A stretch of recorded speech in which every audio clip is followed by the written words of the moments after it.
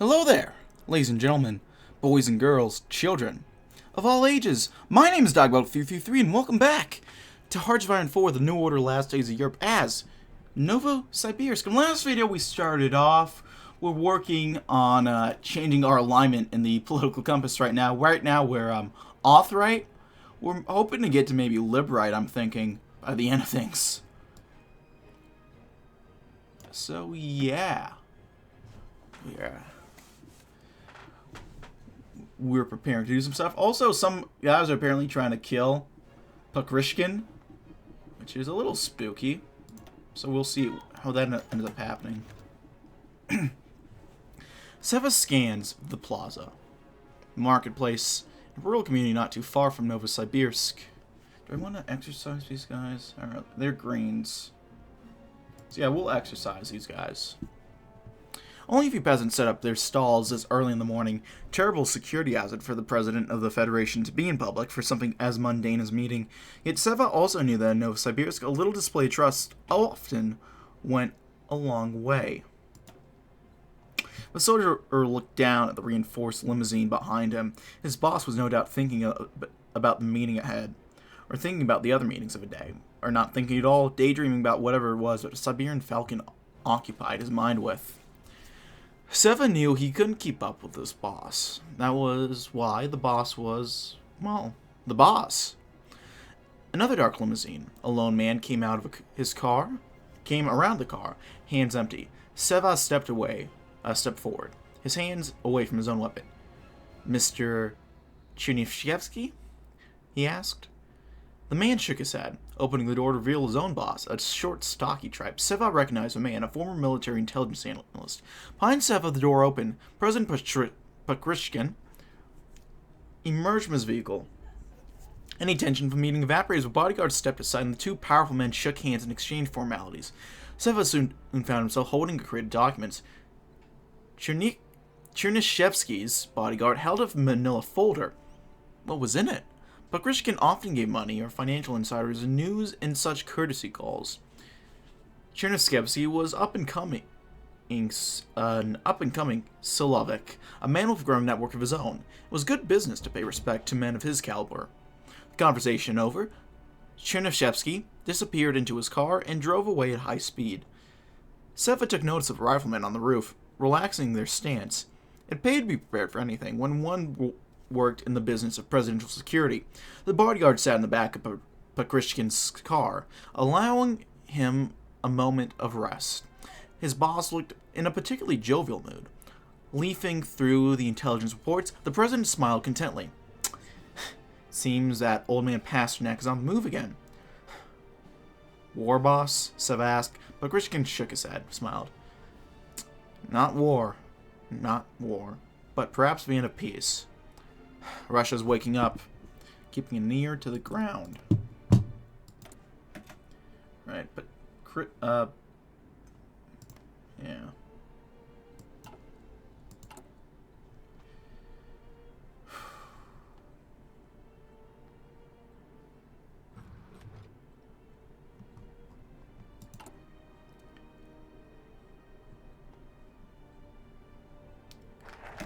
Doing overtures to the people.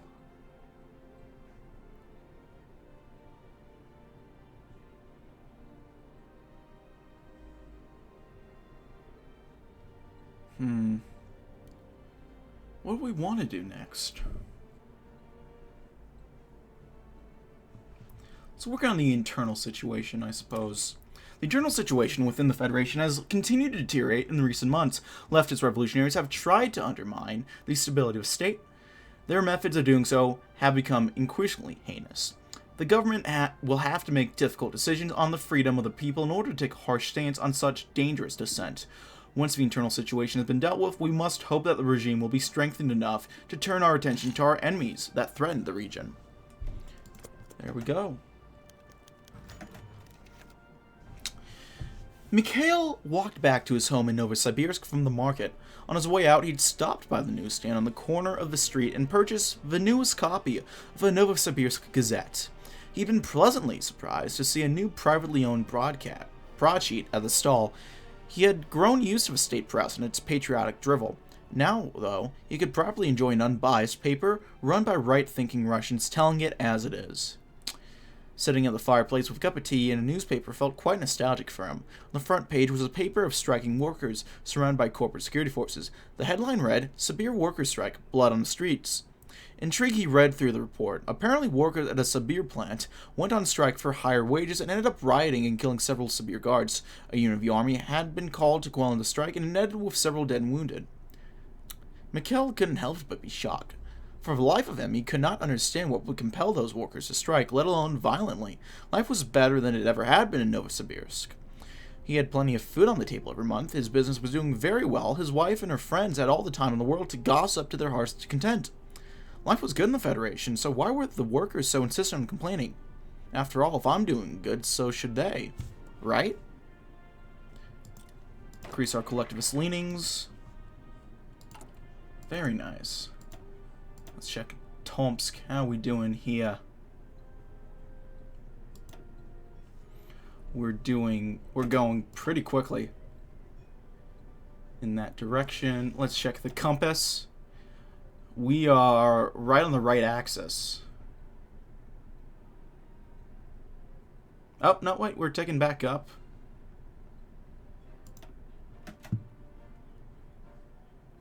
Sibir. I think we're going to want to increase the power of the people if we want to work on the Siberian Black Army. Oh, Jolio. That's the HMM LR, I'm guessing. Let me go ahead. Get working on more weapons. There was a knock at the door. Dmitry leapt from his desk and rushed to the door. He knew his visitor was not the sort of man who could stand waiting for too long. "Good day, gentlemen. Do come in." The gentleman walking into Dmitry's laboratory did not return the host's obscusant smile. They were professional errand boys, and they were here to run an errand. "Is the cargo ready?" asks for one on the right. "Right this way." Dmitry led his guest towards the kennels at the back of the labs. As men approached, a woman stopped petting one of the foxes inside, and in a cold, correct manner, stepped to the side, allowing Dmitry to display the merchandise. The kids, seeing new playmates, congregated at the front of the kennel, tails wagging. The two visitors set straight to their work, removing the food and water dishes before carrying the kennels to a waiting truck outside. "For all that this is necessary to keep our research funding, I worry about where these foxes will end up," said Lyudmila, Dmitry's assistant, as she and he hurried to keep and refill the dishes couriers. "They'll likely get sold off to the markets in Brittany. From there, if my theories prove correct, they'll become the latest trend in exotic pets. The sort of people who buy pets off the black market generally aren't the most humane sort." The two continued working in silence between the couriers' returns trips until the truck was fully loaded. How much for that fox in the window? Oh, we can go ahead and scavenge for loot! Beautiful. Beautiful. The president placed another sheet of paperwork aside before the ink from his signature had ever even dried, trying to work through a week of red tape in an hour before he was set to meet with Glinka. Now that hour was almost upon him, his eyes flicked between the clock just above the door and the paper before him. Finally, the breaking tension, the rapping of Glinka's knuckles at the door could be heard. "Come on in, Dmitry." The door swung open, and Dmitry shuffled into holding a stack of papers, dropping it on Alexander's desk and adding it onto the mounds already collected there. "What's all this?" asked Alexander, lifting the first sheet of paper, but glancing to his old friend first. "Police reports. The workers and the socialists are getting much more agitated with conditions. There's twice as many civil unrest-related arrests as last month. Concerning, but predictable. I figured there'd at least be more of a catalyst, though." "There is. The grain shortages are getting worse, which means less food for the workers, which means more are taking the streets so that they can earn more money to feed themselves with grain that we simply do not have." Christ. I'll see what I can do, and I'll keep looking through these. Dmitry nodded and headed back out the door. Shopping just short of the threshold, he turned to hear another word from his president. "Keep up the good work, Dmitry." "Thank you, sir." More political power.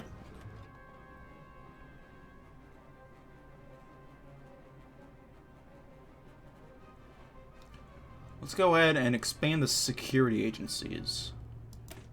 Due to the recent increase in Narodnik terrorist activities in major cities, President Pukrishkin has signed an executive order expanding the powers of the Sluzba Bezopasnori, or SB, the main federal security agency in Novosibirsk and Barnaul. The SB has kept the Federation safe from socialist and anarchist agitation almost since its foundation. Now with these new powers, the SB should be able to act with impunity against socialist terrorists without intervention from local federal governments. The Narodnik must be ended as soon as possible, lest they begin to cause chaos. The right SB, and the SB is the only thing that will get the job done right. Okay then. So intelligence agency, we can create an agency. The SB, let's go ahead and do that right now. It's basically free, so we might as well. Tomsk, put some more political pressure on them.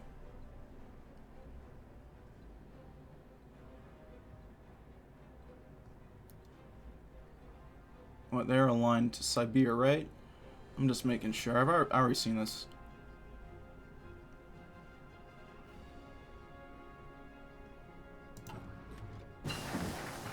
Expand the security agencies. There we go. We got our spy agency. Increase some military pressure and some political pressure while we're here. And will we just be able to take out Tomsk right here and there, here now?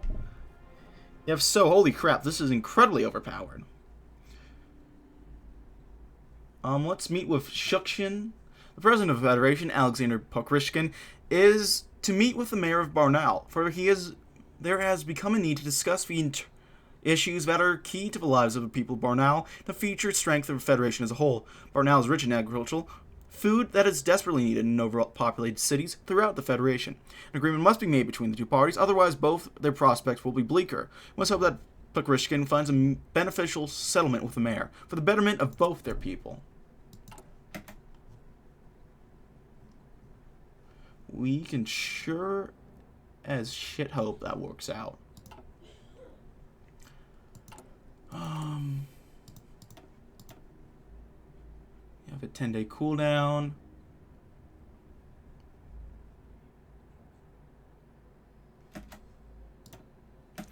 Keep working on that. Oirotia. Well, that's cute. Let's stop exercising these guys. Don't quite have enough army experience to add to their divisions, but you know what? We will not back down so easily, my friends. So don't you try. We got the Civil Rights Act.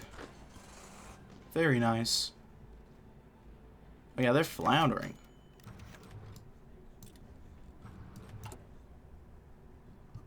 That was just embarrassing right there.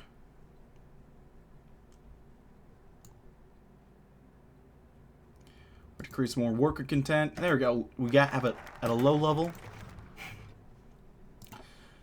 Sorry, I don't have time for pleasantries, but we really must get down to business. Alexander Pukrishkin was blunt as usual as he sauntered into Shukshin's mayoral office in Barnaul.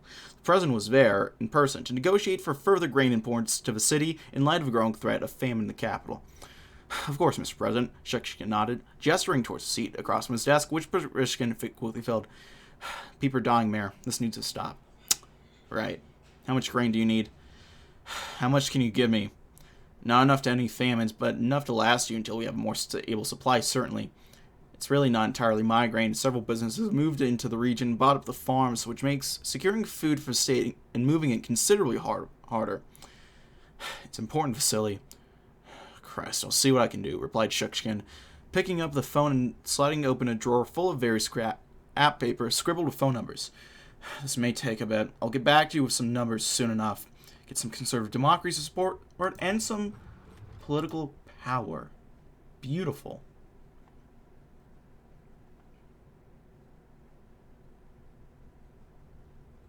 Might want to go ahead and get a renewed contract. In conclusion, conclusion on the future relationship of Barnaul and Novosibirsk is about to be reached between President Pukrishkin and Mayor Vasily Shukshin. He will learn of the benefits of living under the authority of Pukrishkin. Shukshin will also be made aware of the need to pay for such a vital service. Shukshin will have to listen to our demands. For the sake of Barnaul's security, he will offer his farmlands.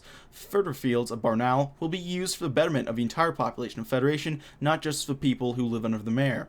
He will learn that he must cooperate with our interests. Very well.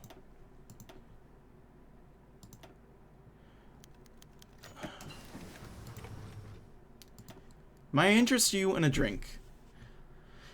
Pokrishkin said, keeping a careful eye over his guest, Mr. Shukshin.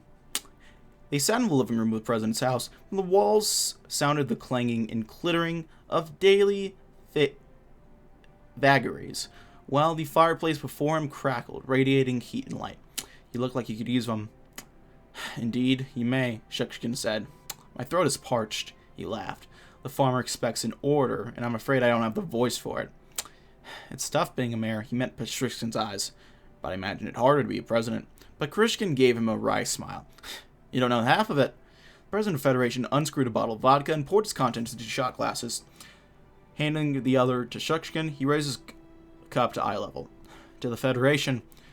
To the Federation. Shukshin returned his toast and downed some of the spirit in one gulp. Pokrishkin did the same. That's some good, strong vodka. It's hard finding a good distillery this far east. Is it grain? Yes, fruits of cooperation between Barnaul and the rest of the Federation, Pokrishkin smiled. Deeds, not words. Shukshin is how we will hold this Federation together. They sat in silence while the fireplace cracked. One more drink? Please. So our compass is moving ever more towards federalism. So we have a strong Sibir.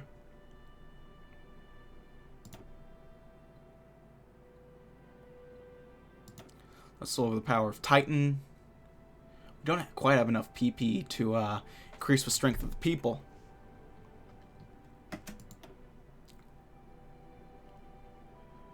But it's soon enough. Oh!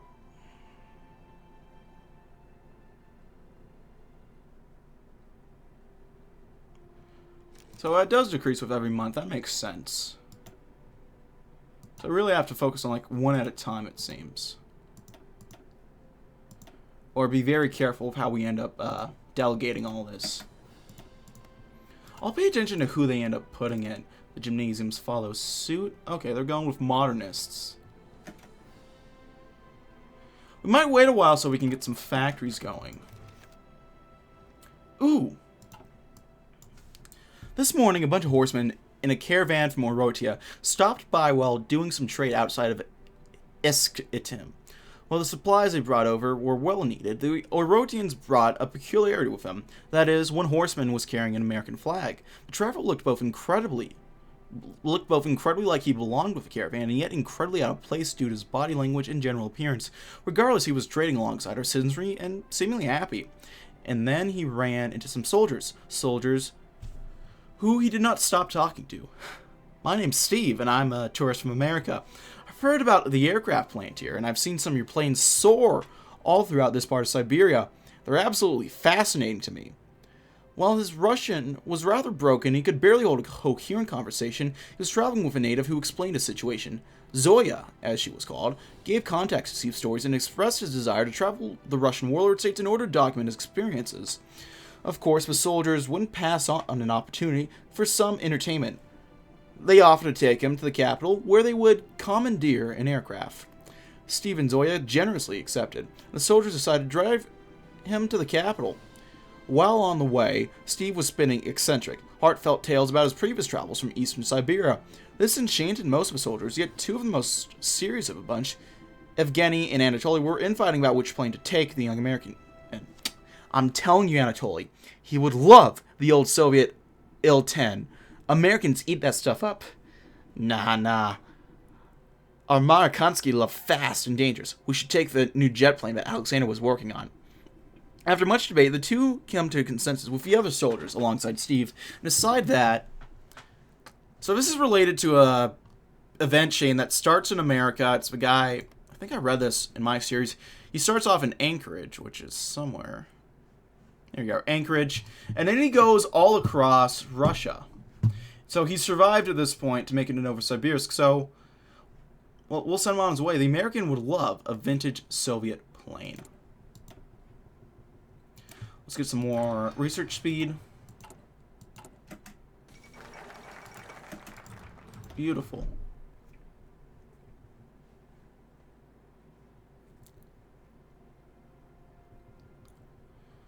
we want to do our own shock troops? Maybe. Now let's get working on the veterans of Siberian War. We could use that army experience, actually. One of the greatest advantages that Novosibirsk has over its regional opponents is our comparatively large and experienced army.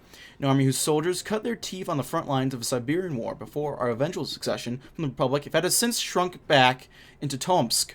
By studying our past battles and examining our successes and failures, we can improve the effectiveness of our forces. The experience of our troops would likely give a great advantage in future conflict, as the armies of our neighbors remain undisciplined and under-equipped.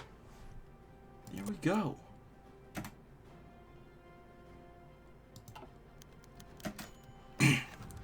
Russia is truly a sight to behold from her skies. While I've come to the anarchy by seas and traveled it by land to soar among the clouds before the Urals, it's a lovely sight to behold. The soldiers of Novosibirsk were enamored by my tales and decided to bring out an old piece of history from a German conflict, an old Soviet IL-10 from the late 40s. She served a bit in the West Russian War, engaging a few overconfident Me-262s and providing ground support when she was able. Almost shot down in a fierce dogfight over Moscow, she was valiantly spared, or so my pilot Evgeny told me. Whether this was true or not, I did not mind. The only thing that mattered was my head among the literal clouds, and his comfort in this own piece of history. We stayed within the borders of Novosibirsk and mostly along the River. The sights and sounds of the serene Siberian countryside are absolutely breathtaking to behold from the sky. It is surely something I will never forget, nor can do justice in this entry. When we landed, Evgeny gave me a brotherly hug goodbye, and gave me instructions to safely head to Tomsk. Travel safe, Tovarish. May your journey be marked with heartfelt success.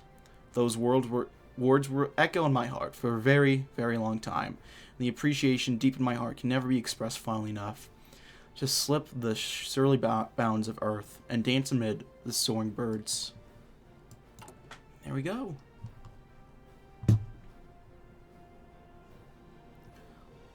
So I'm curious, do we want to go ahead and do a raid on Oyrotia? I'm thinking no, actually. I don't know if that's entirely necessary. We can take him over right now. And we will. Oh my god, this is insane. We did it. Holy shit. Oh. Oh my god. This is incredibly overpowered. I love it. Holy shit. We've integrated Tomsk and we didn't even have to do anything. Oh! Oh. Okay, we'll save up some PP and end up coring it.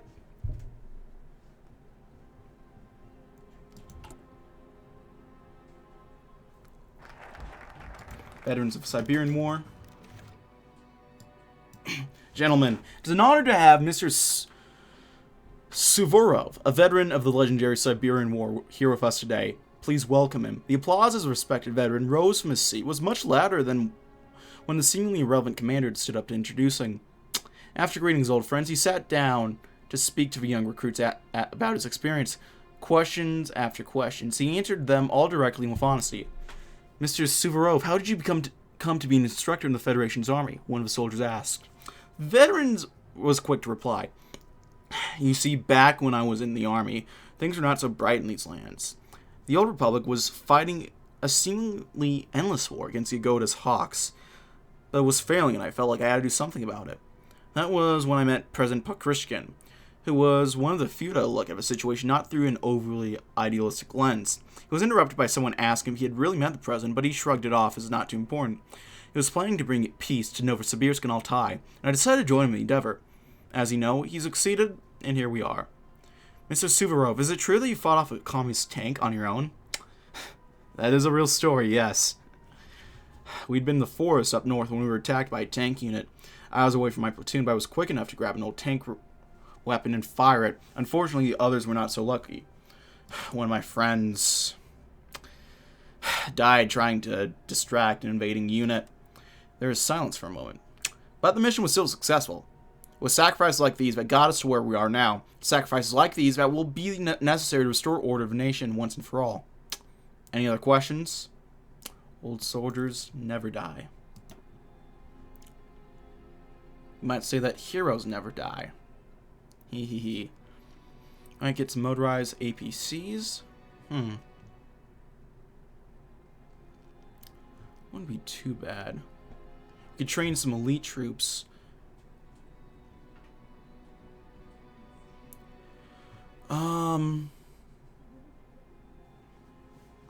Let's look to the skies, actually. An air force is a rare asset to any force in Central Siberia, or indeed the rest of Russia, but Novosibirsk was fortunate enough to inherit the majority of the Central Siberian Republic's air force, along with many of its officers who now make up our government. Included among the officers who set up the new government is President Pushkin, the Siberian Falcon himself. Improvements of the existing infrastructure and air bases, as well as development of a new technology for our air force, has proven a popular idea amongst these ministers who plan to push towards these proposals. The skies of Central Siberia will remain ours to control. There also, we'll get working on integrating Tomsk. It's going to take about 6 to 8 days. But, damn if we won't be ready for whatever comes our way. We'll get our field marshal back. Nokarov. We can promote him. We'll do charismatic.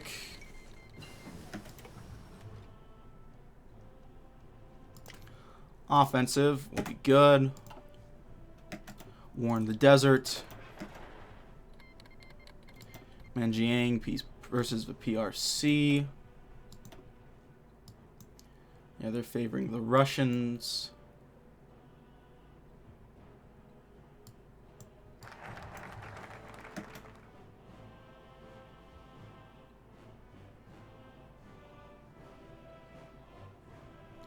Well, the skies are ours. Anium.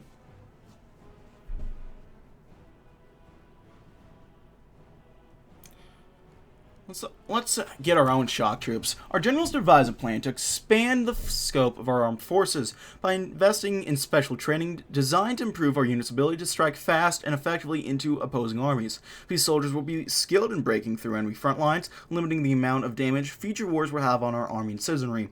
Furthermore, deployment of these elite troops will certainly continue to heighten our military edge over the rest of the region and deter any warlords or state foolish enough to plan an invasion against us. Here we go. And we'll get working on the new generation of rifles, the AK-47s.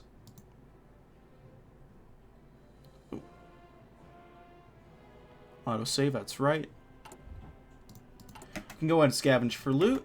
I'll go ahead and do that. Okay, we've eaten Tomsk. Oh, they count this being Novosibirsk now. That's good. That's neat.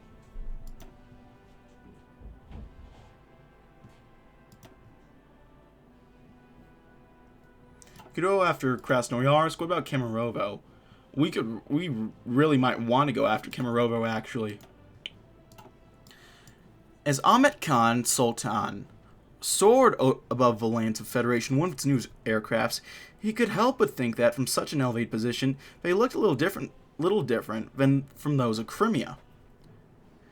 But thought they may have not looked different. They very much were. And not a day went by when he did not think of the plight of both his homeland and of his people, the Crimean Tatars. The Nazi jackboot had fallen on them over 20 years ago and showed no signs of being lifted anytime soon. Indeed, from what little news had reached Central Siberia from those lands, the entire peninsula had been treated as a colonial project by the German Kriegsmarine, and his people had, as would have been expected, suffered terribly. To those few countrymen he had spoken to over the years, there was little hope of ever changing this. For a long time, he had thought the same. But in the aircraft he now sat in had changed those years. The Federation had many challenges, yes, but unlike many of the states around it, it was still innovating. It was still designing. While others looked to the past, it was looking forward, socially, technically, economically, and militarily. It was looking forward to unification of Central Siberia and eventually, and with luck, beyond. Perhaps in time, it could look again upon the lands of the Crimean Tatars. And on that day, the land below his aircraft would not look just like his homeland. They would be them. A dream to one day realize. There we go. We got a new fighting ace. Beautiful. How are our troops doing? They are regulars at this point, and it's pointless to exercise them anymore. So we'll have them stand by.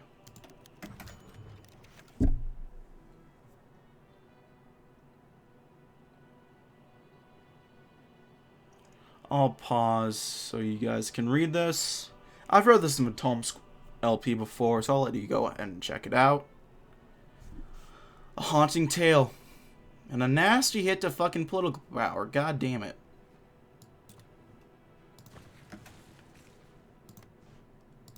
That's not what I needed. Well, we'll scavenge for some more loot.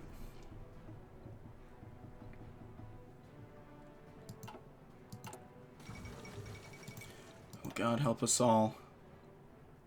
We'll work on Kemerovo, I think.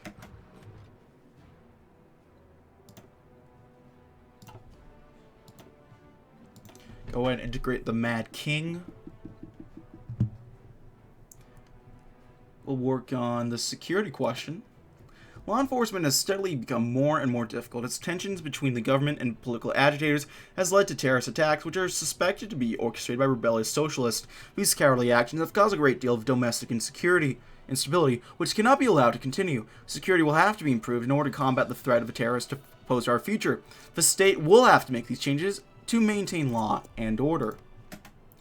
Okay, what are these guys doing right now? King's military heritage. It'll be good to integrate these guys so we don't have to worry about fighting them.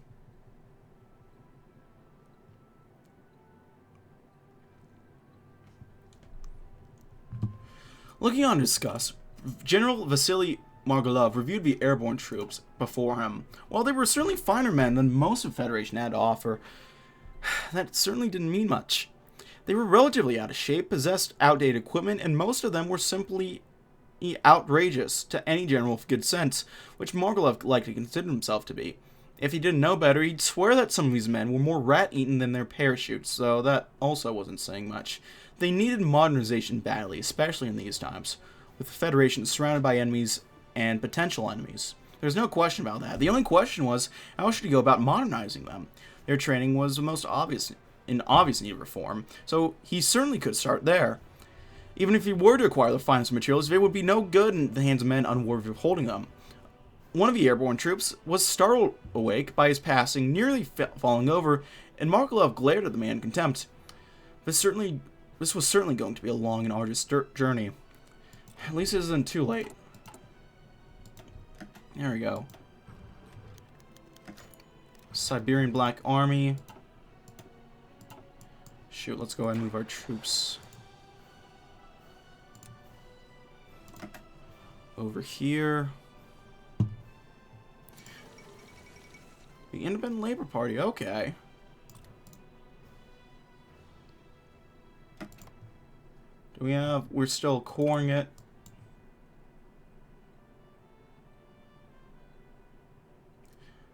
Let's get working on workers, actually. And you know what? We'll let them have the event, but haha, they're not getting the loot. Let's get Ludmila Alexeyev. That might be good to get her. I hope that's a her.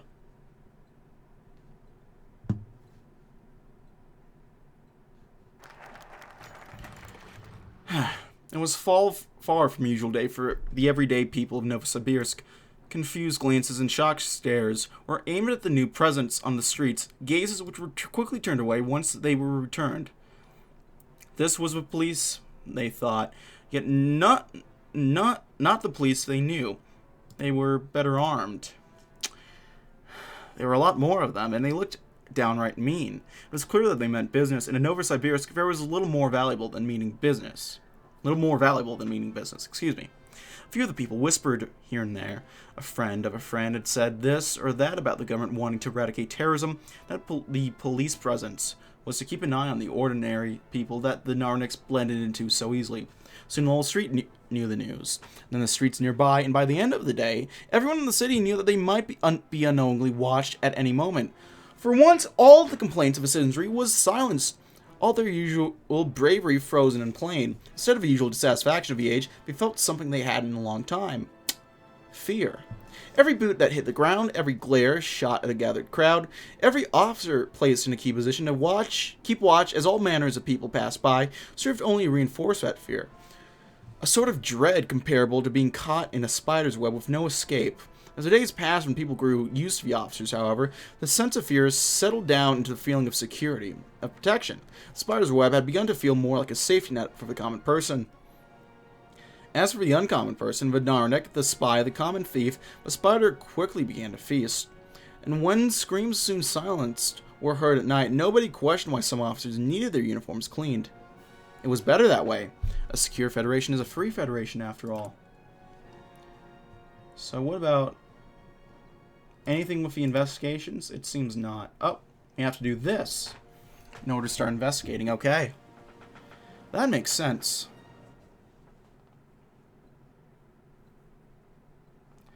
Well, one of the largest known terrorist groups that have been carrying out attacks against the people of Novosibirsk is called the Narniks.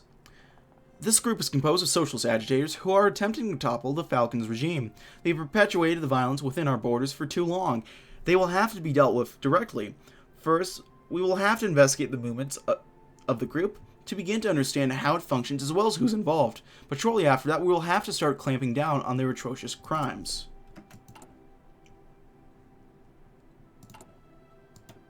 Well, of course. We'll put some pressure on Kemerovo. Don't let him get away! The security man shouted at the top of his lungs. He hunted the assassin. He's the one who tried to kill the president! Despite all his efforts, there was little he could do to disperse the crowds that were fleeing in every direction after the sound of the two missed gunshots echoed in the Novosibirsk square. He turned around once to see Pukrishkin with his characteristic uniform being escorted by a squad of agents to safety. Somewhere near the residence. Excuse me, let me take my hoodie off. But could not lose track of the assassin as he headed towards the narrow roads of a city. With all the energy he had left in him after his exhausting day of preparation, he ran as he could, jumping over objects and pushing over civilians, but always keeping his eye on the target. However, as he saw him reach into the Okyat-Apritsky bridge and jump over the railing, he shouted in vain one last time as the killer fell into the freezing water of the Ob River. 2 days later, Pukrishkin was in a highly classified meeting at the presidential palace, together with Security Minister Glinka. The proof had been laid in front of him, and was clear as day. The Narniks were behind the recent attempt on his life. The trail of evidence had been followed by his trustworthy subordinates, and now it was time for justice to be served. Sir, things are different now. Glinka's hesitation in his voice was obvious, but he continued nonetheless. We thought the Narniks were a simple nuisance to the Federation, a small group that could be rooted out. The assassination attempt proves the exact opposite. They are a credible threat with the influence in the underworld, and one which will have to be dealt with. There are already security measures in place, but we must go further. We must launch a war against this terror. Pukrishkin not in agreement. Do what you have to do. So we lose some political power. Not the best, but what are you going to do, I guess? You're doing a standing army. If they do this, help improve Kemerovo a bit more. Wartime industry. Yeah, ooh. More military factories. We'll get some guns. And some more guns, actually. Actually, let's get some artillery going. So I want to start editing these guys a little bit. We'll start by getting some infantry in there.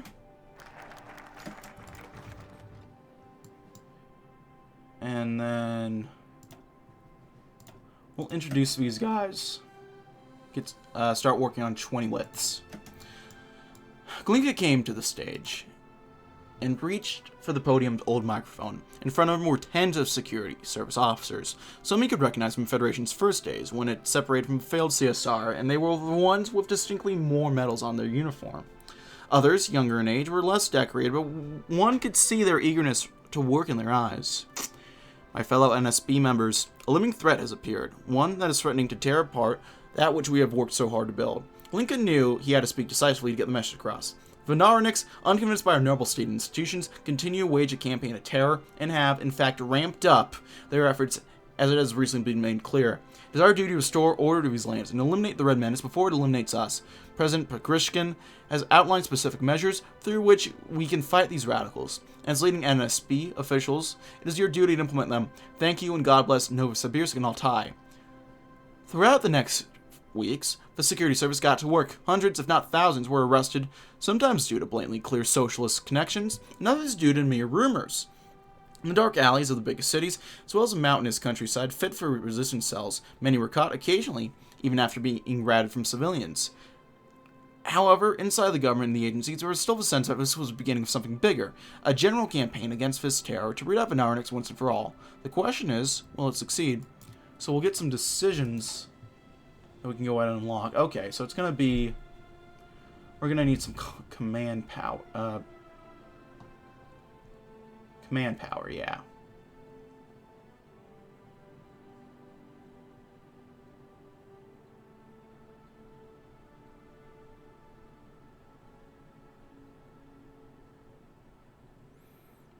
Everyone do an internal investigation first. That's what I'm thinking. Anything for command power? Not really. Well, let's do mechanized infantry. It's one of the few states in Russia that still maintains a capable and decently sized industry. We should use it to our advantage and expand the mechanized forces. Our Federation's armed forces will gain a great technological advantage as other states remain comparatively unarmored. This increased maneuverability will also help capitalize on any breakthroughs we make, which would make us become an unstoppable military force. There we go.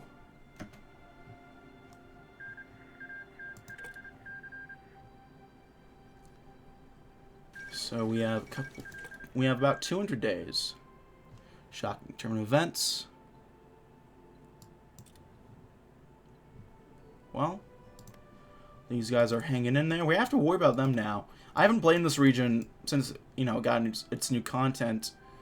So we'll have to wait and see how this ends up going.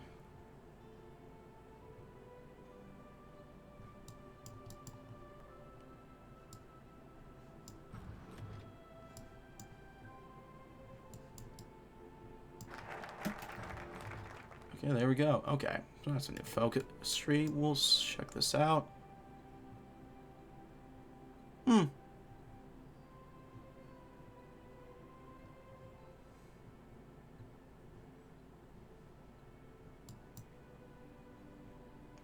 So winter's over. Yeah, we have to wait for winter to be over. They have to wait for winter to be over. Excuse me. We're fine to do whatever the fuck we want. Let's do the fruits of the Siberian Plan. Novosibirsk was one of the places that benefited the most from Bukharin's Siberian Plan. Since those times, our industry has seen a large step up in its output. The Federation's economy is still developing because of it, with new factories continuing to open, advancements being made in construction technology, and the expansion of infrastructure across the state. All these factors have greatly improved our industrial efficiency, allowing us to produce a greater volume of equipment for our military, bringing us another step closer to national reunification. There we are.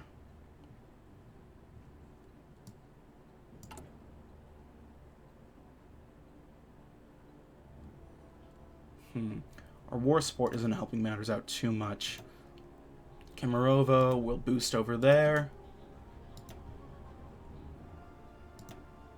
Anything to boost war support, actually. Down here, actually, that would be good. We'll head down here, then. Now, the research slot, let's work on some industry stuff. Let's start with civilian construction. I'm still not done with this first batch of factories, but we're working on it. Hopefully we'll get there soon enough. Check this new land. Not too much. We probably should, like I said, we probably should have waited a bit for these guys to start working, but you know, what are you gonna do? Mikhail was a man who had long been active in the Federation's industrial landscape. He owned several, and had bought and sold many more factories and plants of all kinds. For many years, it had been a difficult existence, but no longer. Now the rewards long promised were finally being delivered. The benefit pledged by the Siberian Plan had been realized, and the economic activity within the horizon was rapidly increasing, both vertically and horizontally. This meant more factories, more jobs, and more production. It also, critically for Mikhail and his contemporaries, meant more money. Lots more. He had been watching the stock market all morning, and the shares listed upon it had done nothing but rise. For his company, of his friends, for the companies of his friends, and most of all for the companies that the government had chosen to favor. Even better, the rise showed no signs of stopping. It was truly a great day. Of course, there were those who claimed the money was not going where it needed, or that it should be redirected to those more in need, with the exact definition of that need left purposely nebulous. But Mikhail paid him no mind, wherever the money was going. Otherwise, enough was coming to him. And truly, was anyone else more deserving? The fruits of labor.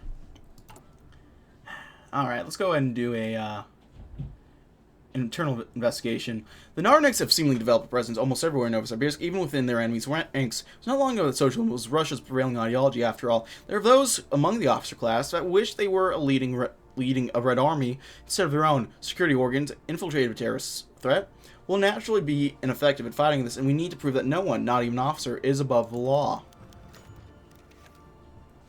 Lev swallowed, throat constricting, a dry gulp that brought no comfort. The bespectacled officer sat in front of him, looming over the private in his great desk. The officer, likely a veteran of the Great Patriotic War, thumbed through Lev's service record and personnel papers. He had not spoken since Lev had entered the room, leaving the private to sit in uncomfortable and terrible silence. Finally, the sweat was beginning to bead on his forehead. The eyes behind the glasses rolled up to meet his. "Mr. Goncharov," he began in a voice as dry as parchment, "I understand that you come from a proletarian background. Your father, Andrei Viktorovich, was a labor agitator in Gorky. Your mother worked in the automotive factory, both active members of the Communist Party." Silence settled on the room, and it was clear that the officer expected Lev to say something. Yes, that's correct, sir. I was, raised to be communist, but..." Lev hastened to add, as the officer's steely gaze fixed him like a butterfly in a glass. "Of course, so was everyone else in those days. I'm a proud member of the All-Siberian Army, and I, myself, have no socialist sympathies, sir." The officer continued to stare for several agonizing seconds, as if picking apart Lev's words. "Very well, Private Goncharov, you may leave." Lev hastily saluted and left the room, restraining himself from bolting in like a startled hare. Once he was out of the room, he let out a breath he did not know he had been holding. Things had been heating up in the army, and questionings like this were becoming more and more commonplace. What worried Lev most of all was the uncertainty if he had passed the officer's test or not. Better dead than red, am I right, fellas? Well, we're going to have to cut it here, ladies and gentlemen. Thank you as always for watching. However, if you like this video, go ahead and leave a like. If not, feel free to dislike. If you want to see more of this content in the future, go ahead and hit the subscribe button for more uploads every weekday. So every Saturday, hit the notification bell. Do what you got to do. If you have any comments, feedback, concerns, comment section down link below is a place to leave them. I read all the comments I get and appreciate any all feedback you might have for me. If you want to chat, play games, do any of that fun stuff, I have Discord. If you want to see me do the sort of live Twitch. And if you want to send a few bucks my way every month, I have a Patreon down link below. All of those are in the description box below, actually. Thank you as always for watching, though, ladies and gentlemen. My name has been DB333, and I'll see you guys next time. Goodbye.